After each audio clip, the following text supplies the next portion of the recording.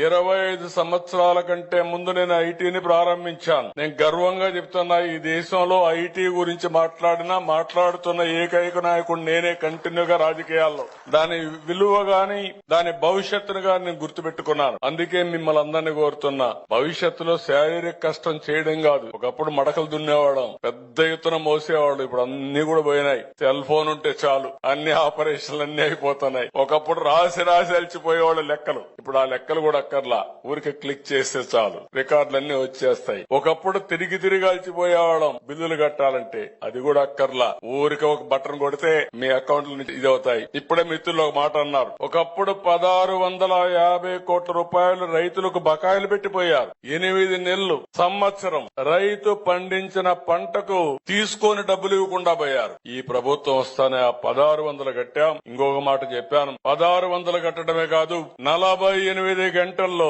రైతు వరి ధాన్యం ఇస్తే ధాన్యానికి తిరిగి వాళ్ళ బ్యాంక్ అకౌంట్ లో డబ్బులు వేసే ప్రభుత్వం ఈ ప్రభుత్వం అని చెప్పి కూడా నేను మీకు తెలియజేస్తున్నా. నేను ఇప్పుడే మాట్లాడుతూ ఇంకొక మాట కూడా అన్నాను, మేము 4 గంటలకే ఇస్తున్నాం సార్ మా కమిషన్ అంటే, 4 గంటలకు అవసరం ఏంటి? అవసరమైతే ఇన్స్టెంట్ గా ఇద్దాం. రైస్ మిల్లు డౌన్లోడ్ చేసుకుంటారు, ట్రాక్టర్ ని సంతకం పెడతాడు, కంప్యూటర్ లో ఎంటర్ చేస్తాడు. ఎంటర్ చేసిన నెక్స్ట్ మినిట్ లో రైతు అకౌంట్ కు డబ్బులు పడాలి.